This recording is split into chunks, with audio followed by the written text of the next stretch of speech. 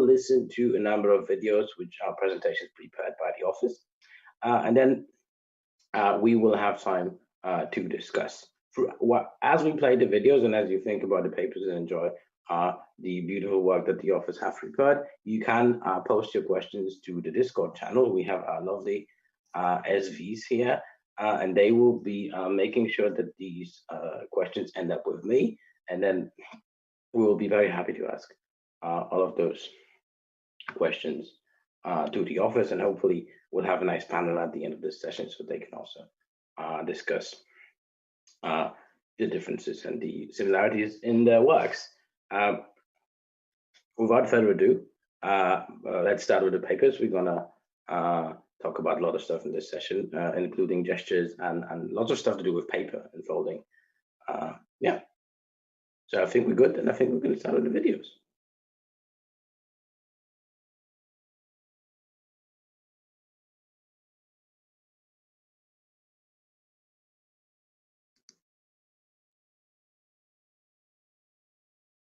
Oh, I think Zhao is in this session, so you can start the video, I think. I think we have Yu Chun Chen in attendance, so she might want to deliver a talk. Yes. So, but should we have her stuff, or do we? Oh, that's not in the instructions. Or is Yu Chun supposed to share her screen now? Yes. Oh, okay. Okay. I thought, okay. So Yu Chun Chen. So first we have Yu Chun Chen from Taiwan, and she's going to talk about gestures and ears. And Yu Chun, if you could share the screen, share your screen with us, then we should be ready to go.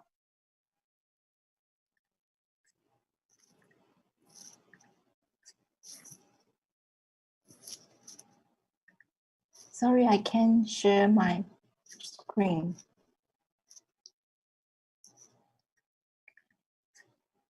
I believe you can now. No.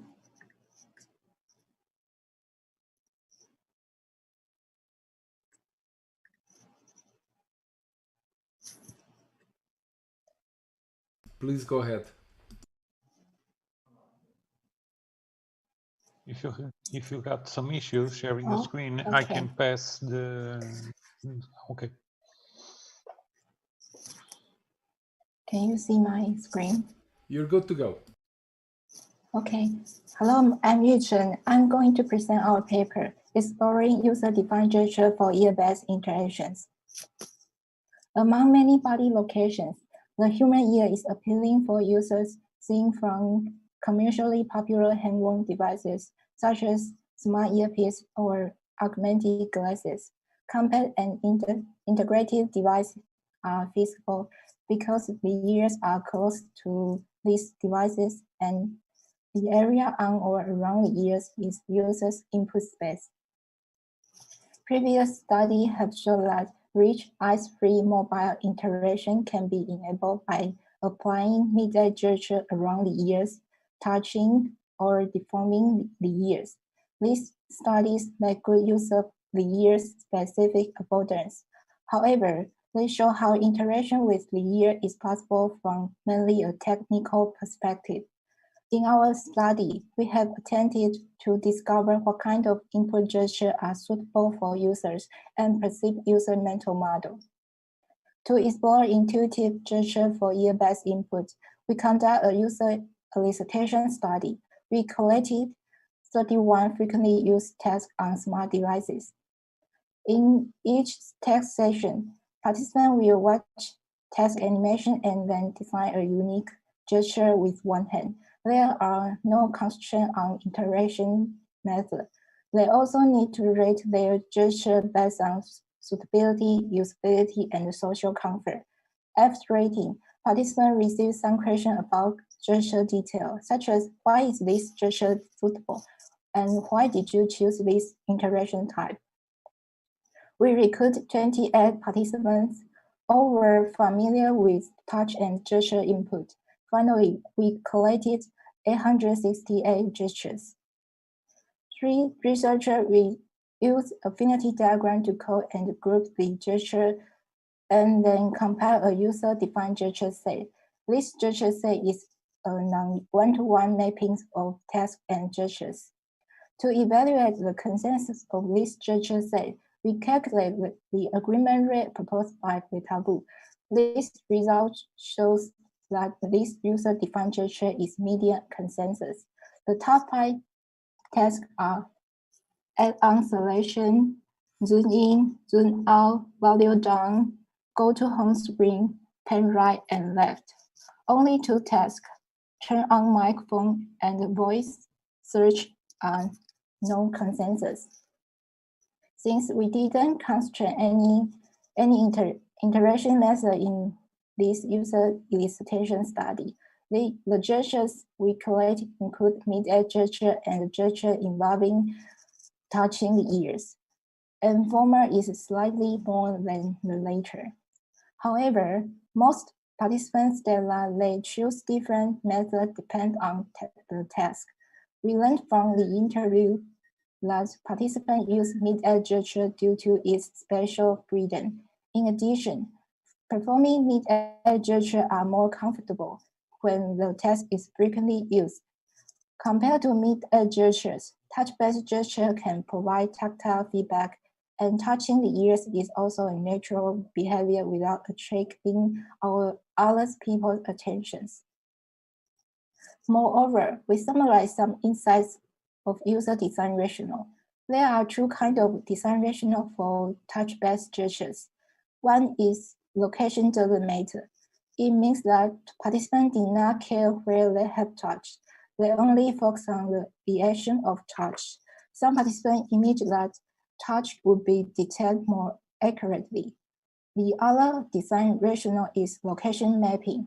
For example, the round strap of robot and Chang'e made participants think of the button.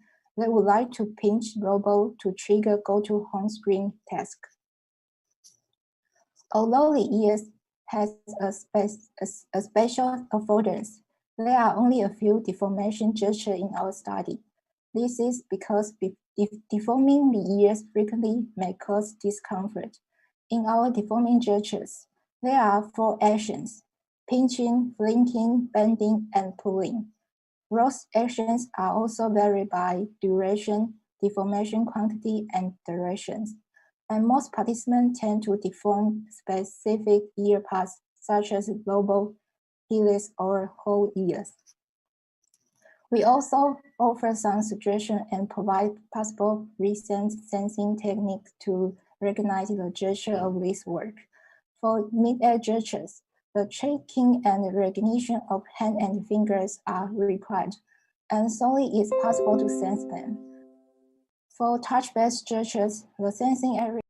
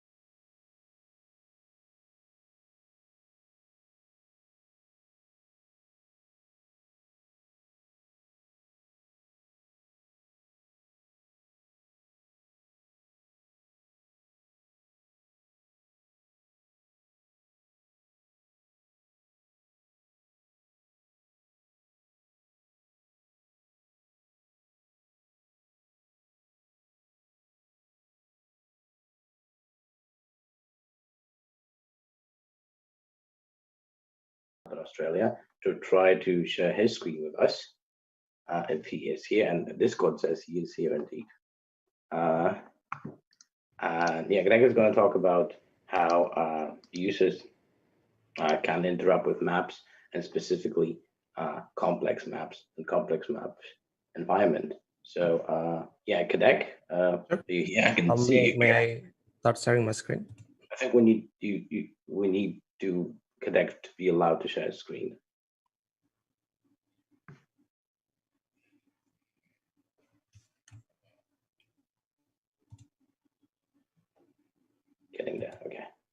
Take it away.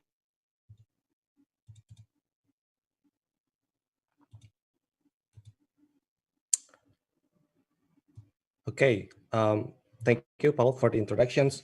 Hi, everyone. Good evening from Melbourne, Australia. In this research, I work in collaborations with my PhD supervisors. This visualization shows the global distributions of earthquake around the world. Our research focuses on multi-scale visual explorations of geospatial data. The explorations of geospatial information often requires inspections of multiple locations across large areas viewed at different scales. In these examples, inspecting earthquake spatial distributions in different regions. Multiview techniques such as polyzoom arrange multiple maps views showing different locations and scales. Although multiview technique provides solutions for complex visual explorations, the nature of 2D display limits multiview technique scalability in view count and size. Consequently, to focus on specific views, we need to either hide or reduce the size of other views. In immersive space such as virtual reality, users can freely arrange maps in 3D space. We envision Immersive Multiview Map, an immersive interface that allows users to create large hierarchical maps and arrange them freely in 3D space. We created an exploratory implementation of Immersive Multiview Map. This example shows visualizations of earthquake datasets. A large overview map is provided, simulating large display wall that can provide a clear overview of entire information space. With Immersive Multiview interface, the user can create a child map by selecting a region of interest using slicing metaphor. The child map and parent map are visually linked and color-coded. The user can grab, resize, and arrange newly created map in 3D workspace. The user can also perform local explorations with panning and zooming, as well as getting the detail on-demand information about a specific data point. Slicing the newly created map creates hierarchical maps consisting of 3 levels of scales. And of course, the number of levels and maps can be increased by creating even more maps.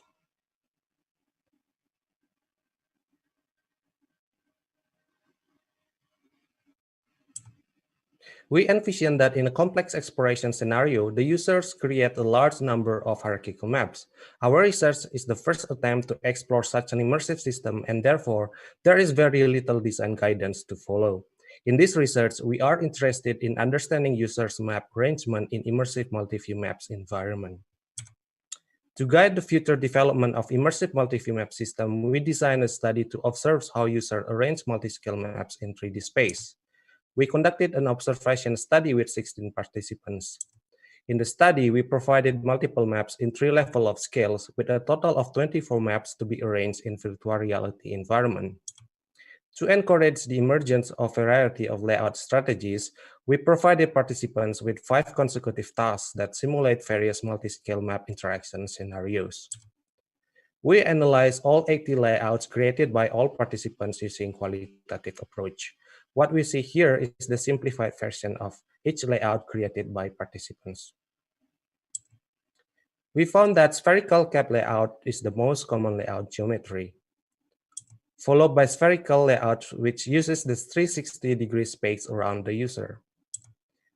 Planar layouts are rather flat layouts and only found in the first and the last task.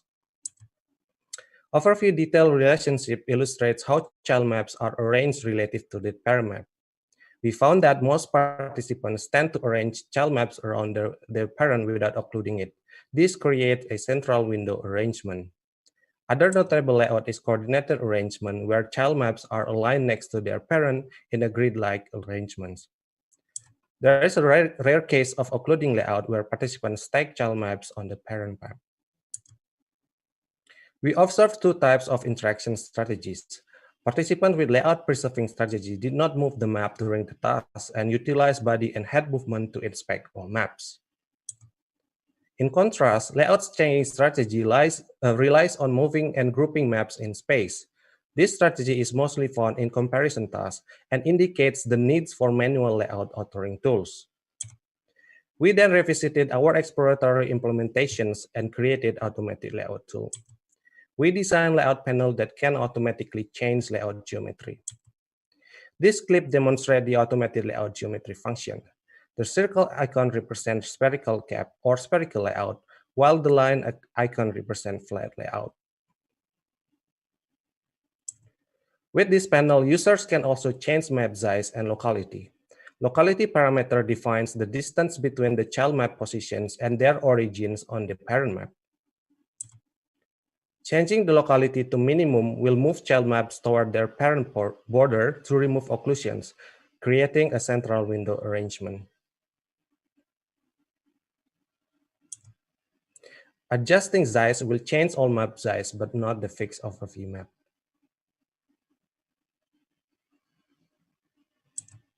To gain feedback and to better understand users' responses to these advanced features, we conducted user walkthrough sessions with 8 participants.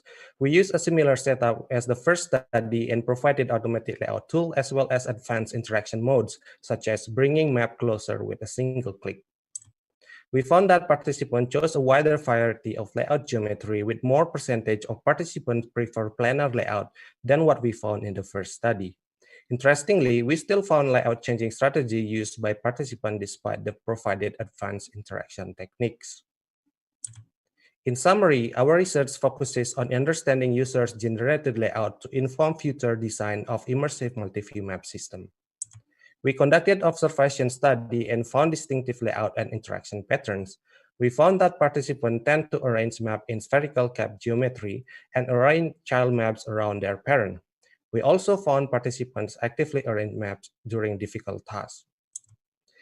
We then revisited our exploratory implementations, created more advanced layout tools, and gained user feedback through user walkthrough sessions. In contrast to the preference of spherical cap layouts observed in the first study, we found participants use a wider variety of layouts. We hope that this research encourages future research in immersive multiview map system. I'm happy to take questions in the Q&A sessions. Lovely. Thank you so much, Kadek, for this interesting talk. And yeah, as sort of again, don't forget to post your questions to the Discord now, so that you don't forget, so we can then have a nice discussion after the session. And we're going to move right along. And now we're going to have a paper from the Catholic University of Leuven in Belgium. And Iyad Kadam is going to talk about Flecto, which I believe is has to do with flexible and foldable interfaces. And Iyad, it's time for you to share your screen with us. Yeah, thank you. I'm sharing my screen. I have just a question. I need to switch to a video. So I need to reshare that video again, or? Aja, can you help with that? What is your question? Sorry? So during my presentation, I'll switch to another window to a video. So do I need to reshare my screen again? If you are sharing the screen, not the window, if the video plays on that screen, you don't. I think I couldn't. I didn't have the choice to share the complete screen. I think I shared the. Okay, I switch again. Okay, so can you see now Flecto on the screen? Yes. Okay. No, not the presentation, a video. No, you. No.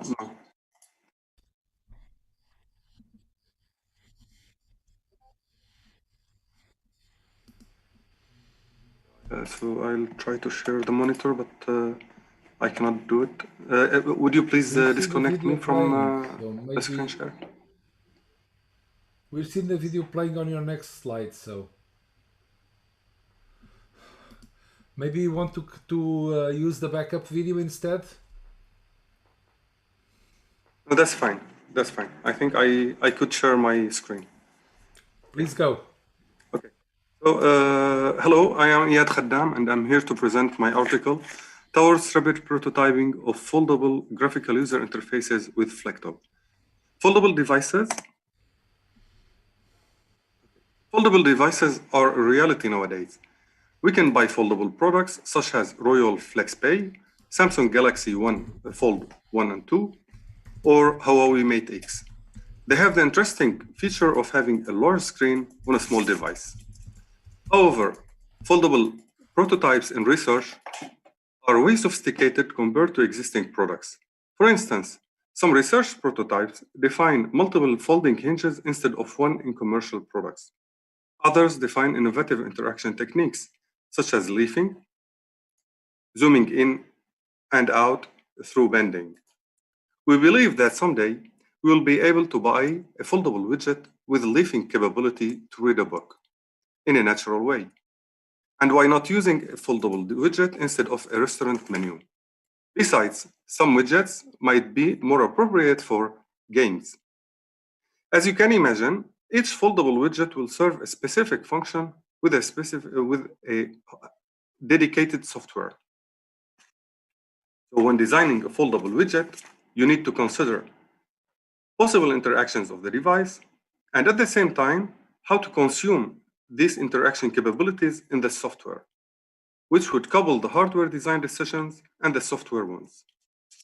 Manufacturers may address this challenge by following a try and error approach, but this approach is expensive because you need to build a hardware prototype maybe several times for each iteration, not to mention the complexity of the process while dealing with high technologies. Besides, they are not flexible when it comes to adding new functionalities. They may suffer from reduced mobility, out of laboratory, complex setup that may involve multiple specialized equipments. Furthermore, on the software part, there is a lack in software development methods, models, and tools addressing UIs for foldable.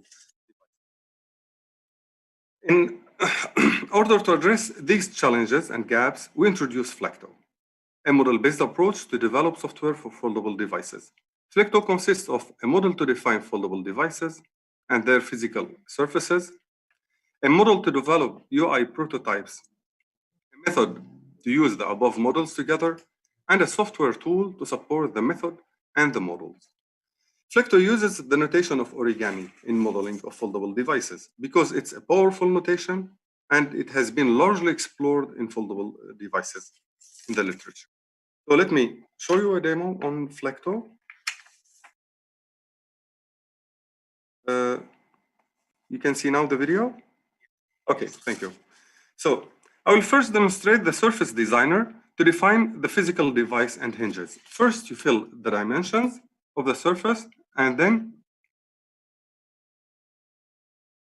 you draw the hinges. The simulator, with the simulator, you can see how you can execute the angles. And you can define also the actions on the UI.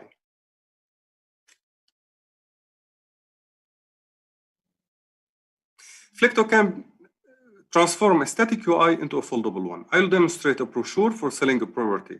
The device can be folded in the middle, creating two surfaces. The simulator generates a form for each surface, giving the ability to assign a sketch to each.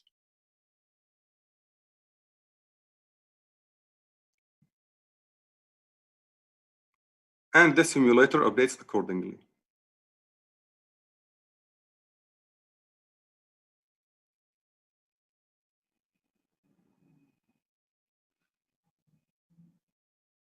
Flacto can transform an executable UI into a foldable UI. Assume you have a 2D UI for browsing scientific articles. On the first page, you can see the title. Click More to see the abstract, the table of contents, and the references. When you start reading, you can browse the pages by clicking Next Page and Previous Page. The foldable device is an A4 paper that can be folded in the middle twice. This is the device, and once fully folded, it displays the title and the authors. Once opened at a 13-degree, the device triggers an event on the UI to adapt the projected content. On the face, we see the abstract and the table of contents. On the back, we see the references.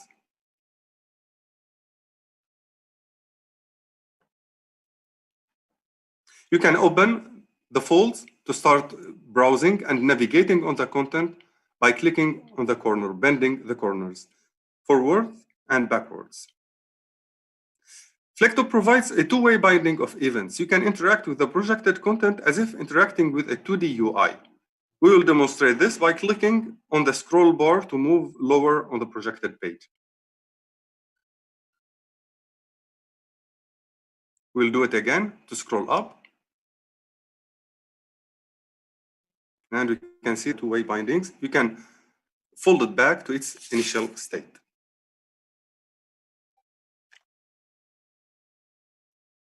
In order to get a meaningful feedback on Flecto from users, we conducted an experiment on 13 researchers. We used the Microsoft product reaction cards to capture their feedback. This could represent the impression, this cloud, presents the impressions of participants on Flecto. It illustrates the three keywords: creative, intuitive, and motivating. This concludes my presentation. One last thing, Flecto is an open source project on GitHub, and thank you very much for your attention. Thank you so much. Also very happy that it technically worked out. So we were folding stuff, and now we're going to go a bit beyond folding, and we are actually going to cut through, and we're going to look about we're going to look at a paper about paper cutting. And Takafumi Higashi from Tokyo Denki University is here with us, and he will talk about paper cutting. And I think he's sharing his screen, so we're good to go. Take it away, Higashi. Okay. Yeah. Okay. Yeah. Okay. And I'd like to talk my research and evaluation of skill improvement by combining skill and difficulty levels during paper cutting and production. I'm Takafumi Higashi from Tokyo Denki University in Japan. In background, many artworks have two creative processes, drafting and production. And this paper is concerned with the stage of production in the paper cutting. In the production, the artist cuts off the unnecessary parts in black paper with a knife. In this paper, we analyze the psychological state in the production stage based on the combination of the user's skill and the difficulty of the draft. We are studying skill improvement for paper cutting. In previous research, we have acquired the skill to control pressure as an expert, and we have quantified the difficulty level of a simple pattern based on the steering role. In this paper, we quantitative analysis of the combination of the skill and challenge essential to the flow state in field of psychology. A system can measure pressure, coordinate, and cutting time. A blade is attached to the tip of the stylus, and this stylus has a pressure sensor and measure cutting pressure by contacting the drawing display. User cuts the paper of the drawing display with our knife. We have tested the pressure of novices and experts when they cut paper with our system, and we have developed the system evaluates the cutting based on the pressure range controlled by the expert. And the system shows the result of the evaluation in color and sound alert. The user controls the cutting pressure and cuts the paper with our system. In my previous research, we have confirmed that this system has the effect of improving users' cutting skill. And we made 10 different patterns using a combination of 5 Y's value and 2 distances. We calculated the index of difficulty, the ID, is distance divided by Y's value based on the steering role. We have tested the cutting time of novices and experts when they cut these patterns. As a result, we confirmed that the cutting behavior adapted to the steering role. And we developed a system to measure the ID and determine the target distance and width of each target based on the coordinate of the boundary. Our system measures difficulty level of each cutting line. So this system analyzes the difficulty of modeling the cut line of the draft.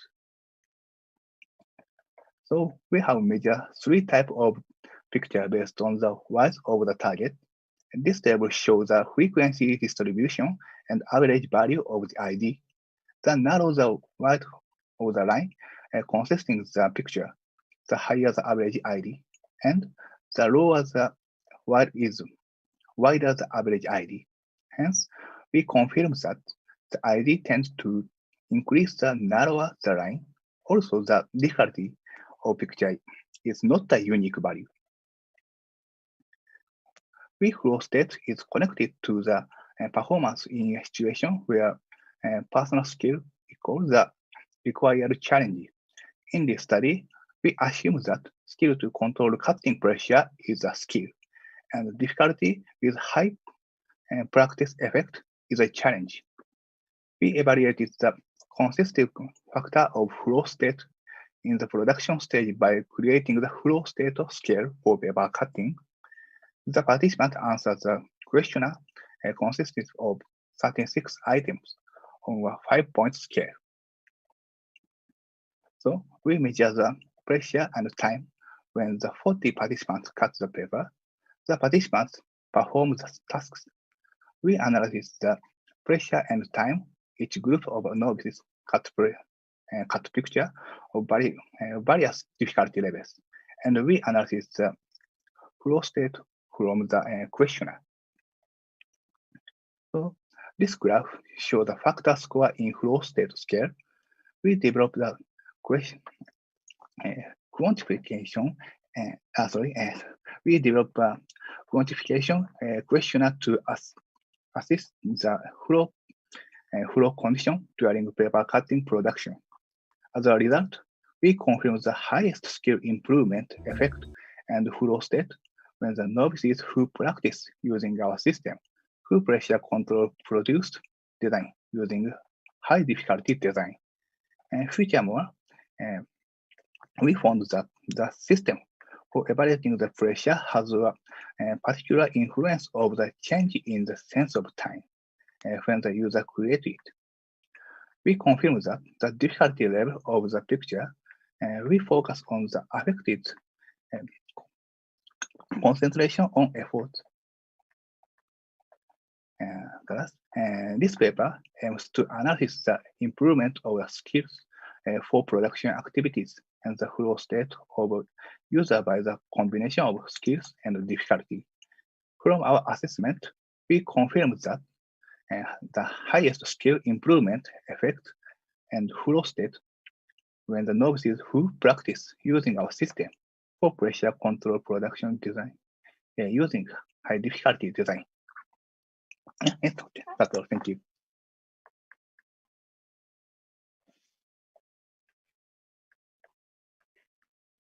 Thank you so much, Takafumi.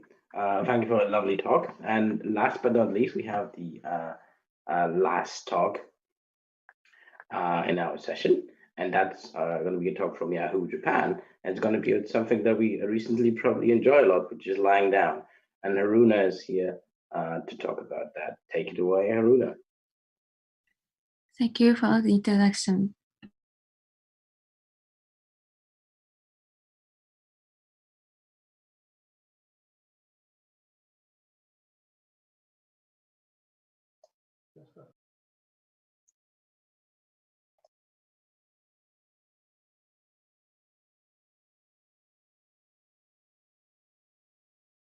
Sorry.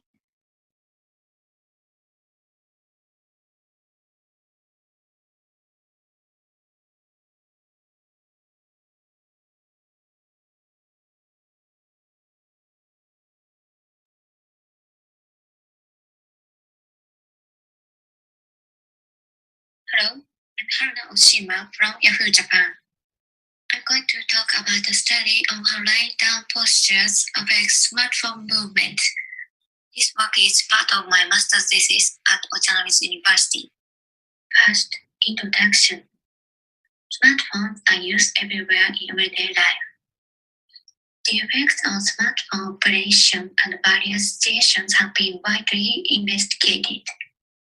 Although there are only a few studies focusing on the lying down postures, The previous work by Rachel investigated how hand grips and body postures affect smartphone movement. However, it was quite limited since he referred to only the posture of lying down on user's back. In this study, we focused on lying down postures and extended her survey. To be more specific, we investigated how lying down postures and body support affect smartphone movement. Considering that many users operate smartphones on a daily basis while lying down, a follow-up study focusing on the lying down posture is important. For example, our online survey found that most they had experience operating a smartphone while lying down. And moving on to explaining the factors affecting hand usage. Same as Rachel's previous work, hand grip conditions are these four.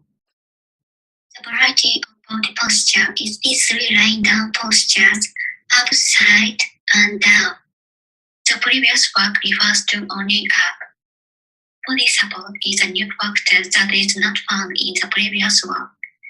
This is about whether or not user supports the arm holding a smartphone by somewhere in the body.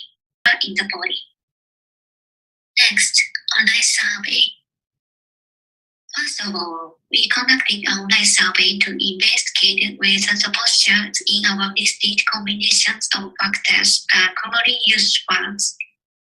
We instructed the participants to answer these three questions about operating their smartphone while lying. The number of the responses were 571. As a result of the survey, side was the most preferred as for body postures. Regarding hand grips, S, which is missing smartphone with a hand, was the most preferred and B was the least. In terms of arm support, no support was the more preferred only when up posture. Overall, most respondents selected the lying down postures from the provided options. Therefore, we assume these are typical postures for users. Next, control experiment. We replicated the setup from our previous work to ensure study validity and used the same user interfaces and graphics. We instructed the participants to do the pointing task with some kinds of combinations of posture and grip. The combination consists of 3 postures, 2 supports, and 4 grips. The smartphone movement was recorded during the task. After the task, we instructed the participants to complete a questionnaire for each combined condition. The number of the participants was 12. 3-axis rotational motion of a smartphone was recorded. 8 target positions were here. Here is the result. The overall movement of the smartphone is defined as a spatial rotation computed from rotation coordinates. The up posture tended to exhibit greater movement. This is the result of the questionnaire. It turned out that up posture with S grip was not preferred. Regarding overall movement of posture, up posture has the most movement and side posture has the least movement. Regarding preferences, the same trend as in previous work was obtained. Regarding grips, the same trend as in previous work was obtained. Also, the participants rated the support condition significantly higher than the no support condition. The overall smartphone movement was greater in support condition than in no support condition. In previous work, no significant differences were found for the target positions. However, this survey shows that lying down posture makes it difficult to touch non-functional areas. Finally, conceptual interface design. We utilize the findings from the experiment to generate 2 concepts that suggest appropriate designs for the user interface for lying down postures. This is the first concept. On the wall, the x-axis movement was small and the y-axis movement was generally larger than the other axis movements. It is estimated that participants tilt the device from side to side along the y-axis to gain better access to the targets while lying down. Based on these results, we propose the adaptive menu bar. The menu bar appears when the user tilts along with the y-axis while tapped and holding. It reduces the amount of reach a participant needs to use in order to interact with the smartphone. Next, the overall smartphone movement was the largest in the single grip with face-up posture. Moreover, the participants mentioned that they needed to be careful not to drop the smartphone since the single grip was unstable. Therefore, an interface that can be operated by 5-finger movements will be suitable. Thus, we propose the concept of virtual joystick. The contents can be scrolled by means of a circular gesture at the edge of the virtual joystick. This operation does not require large finger or hand movements from the user. In this study, we focused on lying down postures during smartphone usage and conducted a follow-up study to reduce tasks. The results deepened our understanding of user behavior for mobile UIs. These results of the study will help designers to improve mobile interaction design. Thank you for listening. All right, thank you so much, Haruna. And let me virtually thank and clap on all the authors in this lovely session. We had 5 great talks, and we do have some questions in the Discord channel. And to all of you who have asked some, thank you so much. We still have a bit of time to take 1 or 2 extra. So if you have something you want to know, especially about the papers towards the end of the session, we would still appreciate that. So for our discussion, I want to start with the person who had the most stress at this point, which is you, Chun. And we had quite a number of questions for your paper. And Joachim, and sort of in a way Raymond as well, they asked about 2 things. This primarily is how easy are these gestures to learn, or so how new users can actively learn those gestures, and further, how likely they are to make errors. So you, Chun, and then if you could possibly turn your camera on, that would also be lovely.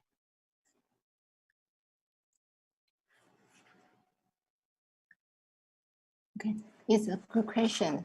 We're also very interested into the performance and the easiness of this gesture in real life.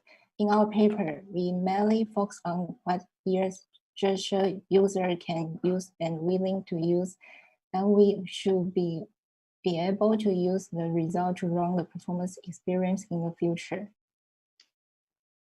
Mm-hmm. Cool. And then what I wanted to know, and it sort of connects to the other questions, is did you actually try these out in an environment like a cafe or something in real life? So basically what I want to ask is, did people find these gestures acceptable from a social point of view? Some participants also raised this concern during our study. We believe this problem can be mitigated by activation of gesture. For example, press the earlobe lightly before performing any gestures. Also, recently some research work also shows in-ear biosensor can detect more fine user intent or emotions. We believe with advanced multimodal sensing technique, we can further reduce this involuntary issue. Mm-hmm. All right. And actually, speaking of social, we have a question to Kadek about the next paper, and that's come from Bruno Frischard, and it's also about social stuff. So Kadek, if we could see you as well as we can see you. What about collaborative scenarios? So basically, we can see that sort of the audience really enjoyed the paper. And then what I also wondered about the same thing. So, what if you have multiple people using the tool? Did you consider that? Did you have comments about that? Sure. That is a very I think collaborative scenario is very interesting directions for this research in the future. In the current study, we only focus on single user scenario, and I think some of the design implications could be still applicable for the collaborative scenario. For example, the occlusion avoidance. I think users will still tend to avoid occlusions when try to export the maps, and also supports for manual layout outerings as well as the locality and size tools. I think that will be still useful in the collaborative scenario setup. However, the spherical cap geometry, that is the big question there. And I don't have strong answer for that, but I can probably give you opinions or what could happen during the collaborative scenario. And what I'm giving here is just the educated guess. And I think the participant probably will create their own spherical layout, like personal layout of their own when they are doing the task individually. And then when they want to share their findings, they might come up with different layout arrangements. Yeah, I think that's the comment that I can give on that. And thank you for the question. That's very interesting. Yeah, I really wonder sort of how knowledge that we have about doing this in 2D, especially tabletops into the mobile setups. How can we translate that knowledge into a 3D setup? Because this sort of kind of sense-making task is something that we've seen in past work, but not so much in a VR environment. And speaking of VR, Joachim asked if you've considered also including real-life elements in the setup. So have you considered doing this with AR and real maps, or at least maps that have a sort of more traditional format? In the study we use we conducted the study in the lab. So we have a large open space where user can where participant can move around without any without being worried about hitting the wall or hitting the furniture around them. But I think it will be really interesting to see how the user will arrange these different multiple maps in the augmented reality setup where there are a lot of physical constraints around users. And this is definitely going to be another future direction of this research. Yeah. All right, thank you so much. And with that, sort of, we'll try to nicely link to Riyadh, because like we got a number of questions for your paper as well, and sort of a lot of people really enjoyed the work. So Nick is asking, what do you considered actually adding a physical controls to the thing, like an Arduino widget that would actually enable people to perform the folding? And I actually sort of, what I thought, and sort of was basically taking this a bit further, and I sort of, what I wanted to ask is sort of if you have a plan to actually take it to the physical realm in some form, so that the really cool available tool that you have, that it could help people manipulate or prototype for stuff that can be physically manipulated. Yeah, first for Flecto, it respects the physical constraints when folding. So if you can do a fold like this, but not more. So this is already implemented there. But moving it to the physical world, yes, that's very important. In 7 minutes, I didn't have enough time to talk about limitations, but I can mention one, which is when you are testing, you do not have the feeling that you are really folding something. And that's very hard to implement in a virtual reality world. You need haptic touch to give this feeling that this is something real and to test the usability of the product. So we can complement this approach by using some hardware devices. Like now, currently, there are some research projects where you have some physical materials, you can fold them and you can use sensors to detect the movement. So we can complement our approach with theirs. And then we can provide this, or we can fulfill this gap of providing real feelings of the product. Mm-hmm. Cool. Yeah, sort of, that's really good. I mean, I want to say from a community perspective, that's really cool that you guys released the tool as open source to the community. that's an important contribution. Another question we got from Joachim was that what do you consider two-ply surfaces and all kinds of more complicated folds? Yes, it's already implemented, but for the surfaces, you can define any hinges the way you want, and the algorithm there will be working really fine. We have already tested on really complex setups, and that was fine.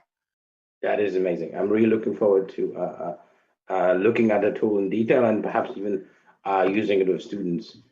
Because I see that sort of even in teaching, they start talking about bendable phones and so on. So thank you very much.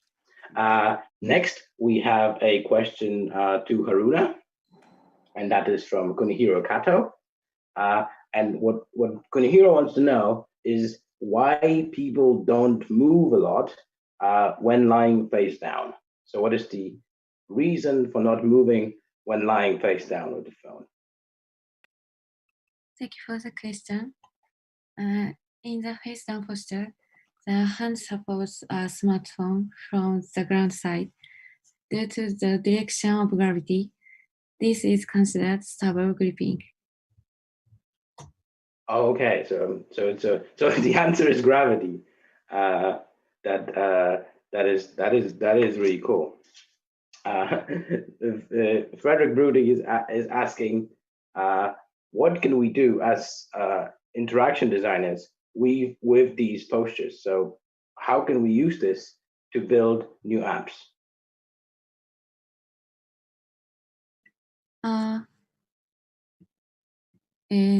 Is the second question in this code?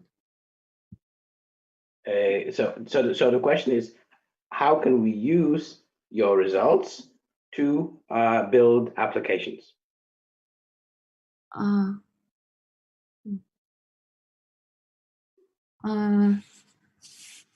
We think that the appropriate interface depends on each posture. If the lying down postures can be successfully detected, we could dynamically change the interface for each posture. Cool. That's really cool. And I mean, again, great work. And I think it's sort of it's a really nice paper in terms of being very fundamental in a way. We often talk about, apps should be built so that people can be in different postures, but we don't really know what happens and how much they do that. And your work really nicely uncovers the details of that. And I believe it's data that we can use to really build better stuff in a way. So thank you very much. Okay, so we going close to the end of the session, but I want to give Takafumi at least one question so we can also participate in this panel. So Takafumi, we really enjoyed the work, and I thought, it's really ingenious how digital technology can interact with very traditional practice. What I wanted to know, because you talk about skills, right? Mm-hmm. And I wanted to know if is the teacher involved in that process? What is the role of a human teacher? And sorry, the ultimate noise.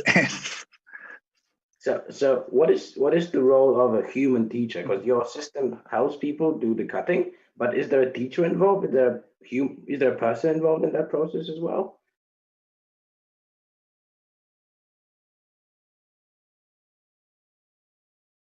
I don't know if I'm dropping out or Takafumi is dropped out of the session.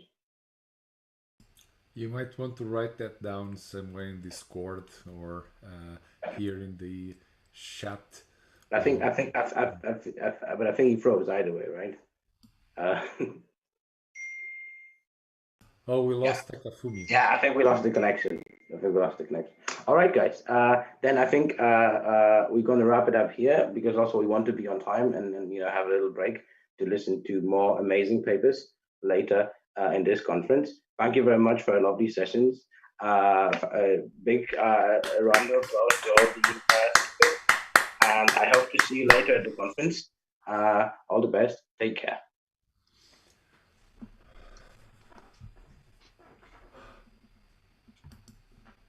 We'll have a short break now, and you are welcome to join Hub